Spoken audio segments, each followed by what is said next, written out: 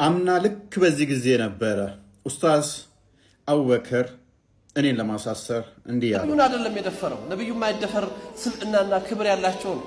አላህ ከፍ ያደረጋቸው ነብይ ናቸው ሰለላሁ ዐለይሂ ወሰለም። ምንም የሚሹ ሰው አይደሉም። ግን ድፍረቱኛ ነው።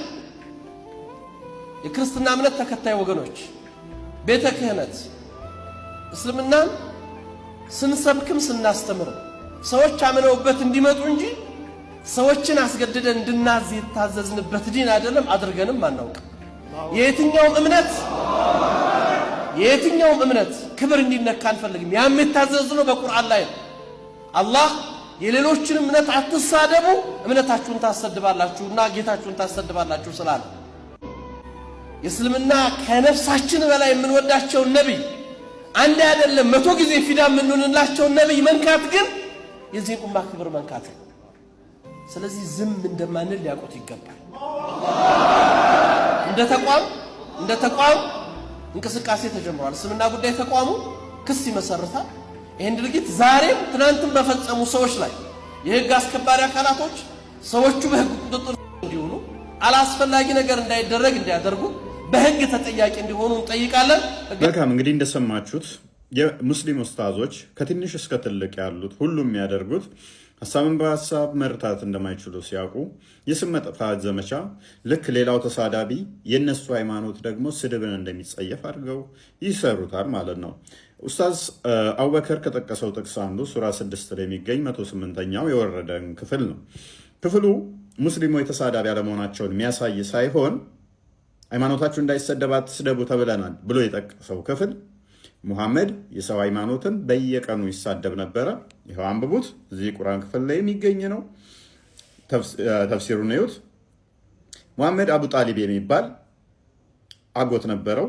ይታመማል። በጣም ታዋቂ ነው። በመካ ውስጥ የነበረ በጣም ታዋቂ ነው እና ሃይማኖታቸውን ሄዶ ሲሰድብባቸው በአጎቱ ምክንያት እነኛ ሃይማኖታቸው የሚሰደብባቸው ዝም ብለው ነበረ። ታግሰው አቡ ጣሊብ ሊሞት ታሞ በነበረበት ሰዓት ላይ መጨረሻ ላይ ምርር ሲላቸው በቃ ቤቱታ አስቁምልን፣ ያጎትን ልጅ አስቁምልን ብለው ወደ አቡ ጣሊብ ጋር ይመጣሉ።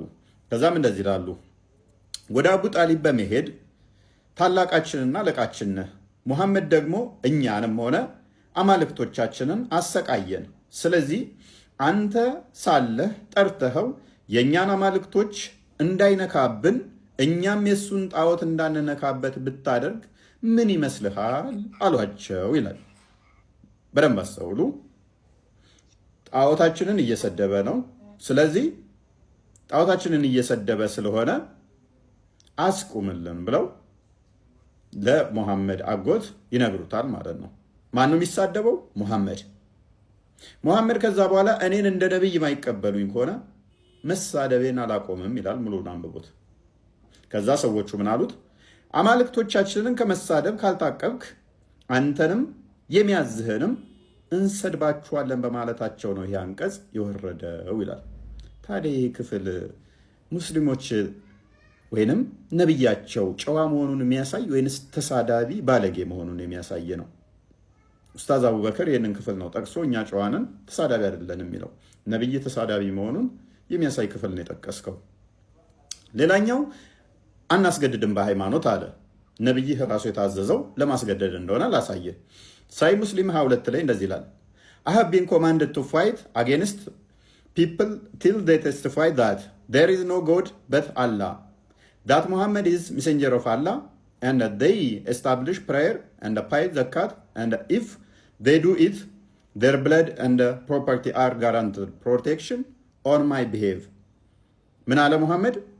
እኔ የታዘዝኩት ሰዎች ሁሉ ከአላህ ውጪ የሚመለክ የለም እስኪሉ፣ እንዲሁም ሙሐመድ የአላህ መልእክተኛ ነው እስኪሉ ድረስ እንድጋደል እንድዋጋ፣ እንዲሁም ሰላት እንዲሰግዱ ዘካ እንዲሰጡ፣ ይህንን የሚያደርጉ ከሆነ ንብረታቸውና ደማቸው ከኔ እጅ ይጠበቃል አለ። ይህንን ማይሉ ከሆነስ ሰላት ማይሰግዱ ከሆነ ዘካ ማያወጡ ከሆነ ሙሐመድ ነብይ ነው ማይሉ ከሆነ አላህ አምላክ ነው ማይሉ ከሆነ ደማቸውና ንብረታቸው ዋስትና የለውም ማለት። ከዚህ በላይ ማስገደድ አለ እንዴ? የዛሬ ዓመት የነበረው ጫጫታ አሁን ልክ እንደ ጉም ለቋል። በእውነት ተወግዷል። ሙስሊሞች እውነትን ወደ ማወቅ እየመጡ ነው። ይህን ቪዲዮ ሼር አድርጉላቸው፣ ለብዙዎች መዳን ምክንያት ትሆናላችሁና። አያቴ ከእባብ ጋር መንታ ሆኖ ነው የተወለደው አለችኝ። አልደነገጥኩም። ዋት ሐቂቃ አብዛኛው ሰው ይደነግጥ ይሆናል። እኔ አልደነገጥኩም። ለምን አልደነገጥክም? ሊሆን እንደሚችል ስለማምን። እንዴት ሊሆን ይችላል? እዚህ ጋር ነው አሁን እባብ ምንድን ነው? እባብ አንደኛው ሪል እባብ አለ፣ ግደሉት የሚባለው። አሁን እኛ በደንብ እስልምናችን አልተነተልነውም። እባብን ቤታችሁ ውስጥ ካላያችሁ ግደሉት አይልም ሐዲሱ። ይሄ የሰው ቤት ነው፣ ለቀህ ውጣ በሉት ያኔ ይሄዳል። እስልምና ጋንንታዊ እምነት ነው ስንላቸው ብዙ ጊዜ ስድብ ላይ ይመስላቸው። ይሄ ቪዲዮ ጥሩ ማስረጃ ይመስለኛል። እንግዲህ እሱ እንደተናገረው አያቱ ከእባብ ጋር መንታ እንደወለደች ተናግሯል ማለት ነው። ይህም ደግሞ ሊሆን እንደሚችል እምነቱ እንደሆነ እንደሚያቅም ተናግሯል። ይህንን ኬታ መጣው ከተባለ በእስልምና እባቦች የሙስሊሞች ወንድም ኡስታዝ አቡበከር እኔን ለማሳሰር እንዲህ ያለው ነብዩን አይደለም የደፈረው። ነብዩ የማይደፈር ስልጣንና ክብር ያላቸው ነው። አላህ ከፍ ያደረጋቸው ነብይ ናቸው ሰለላሁ ዐለይሂ ወሰለም። ምንም የሚሹ ሰው አይደሉም። ግን ድፍረቱኛን የክርስትና እምነት ተከታይ ወገኖች ቤተ ክህነት አያቴ ከእባብ ጋር መንታ ሆኖ ነው የተወለደው አለችኝ። አልደነገጥኩም። ዋት ሐቂቃ አብዛኛው ሰው ይደነግጥ ይሆናል። እኔ አልደነገጥኩም። ለምን አልደነገጥክም? ሊሆን እንደሚችል ስለማምን።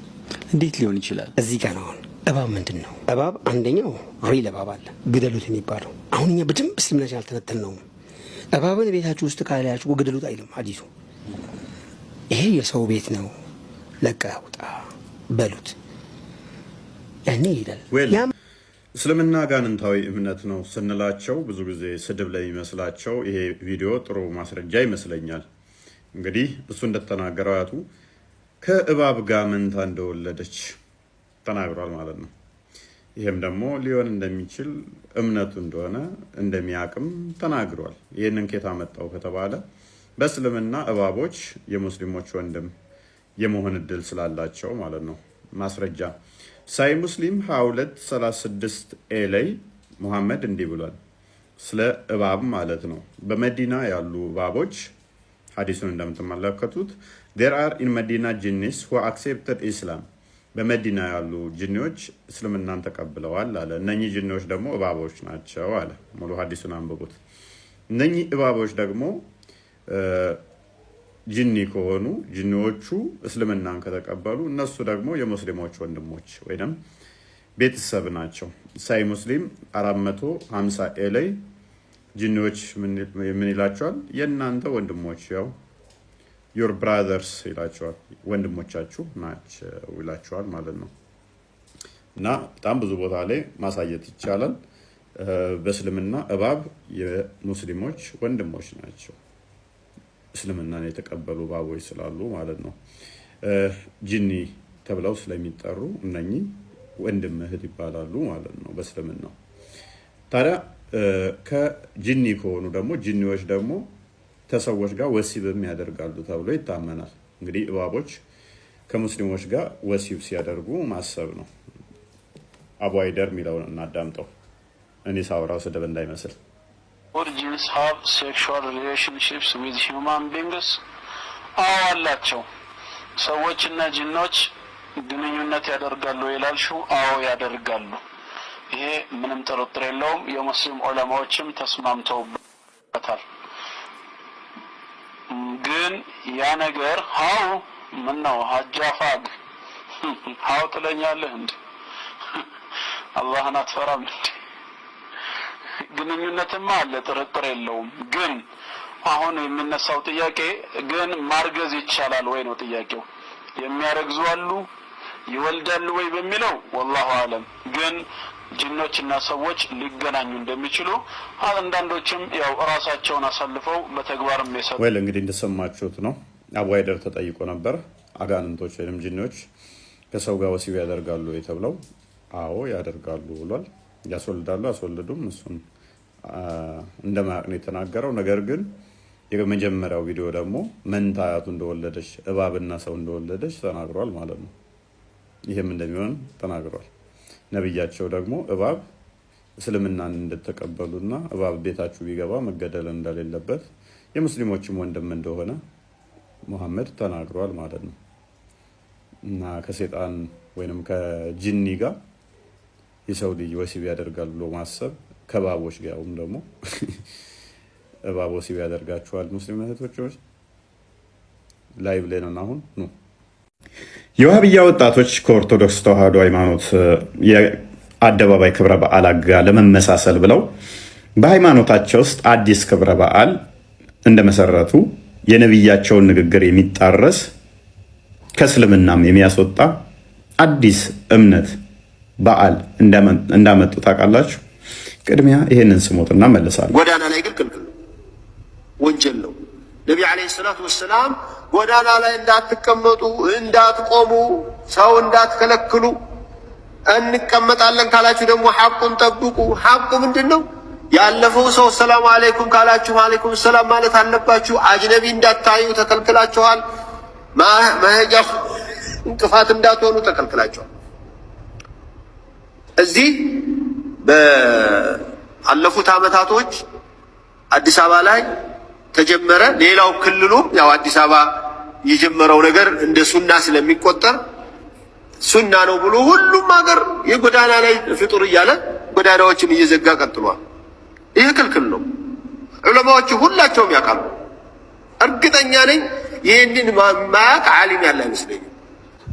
የጎዳና ላይ ኢፍጣር ተብሎ ፕሮግራም ለዚህ ጉዳይ ማዘጋጀት ሌላ ምን ተፈልጎበት ነው ስትለው ሰዋብ ነው የሚለው ያለው ታላቅ ስራ እንደዚህ ያለው እንደዚህ ይባላልና ሰዋብ ነው የሚፈልገው። ነብዩ አላረጉትም።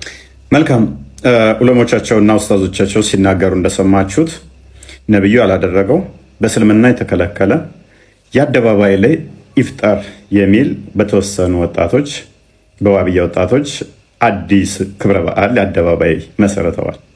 ከኦርቶዶክስ ጋር ፉክክር ጥምቀትና መስቀል አደባባይ ላይ በድምቀት ሲከበር በማየት በቅናት የፈጠሩት ሃይማኖት ነው፣ ስርዓት ነው። አዲስ ስለመፍጠር ደግሞ ነብያቸው እንዲህ ብሏል። ሱናን ናሳኢ 15:78 The truest of word is the book of Allah and the best of guidance is guidance of Muhammad. The worst of things are those that are newly invented. Every newly invented thing is an innovation. And every innovation is going astray.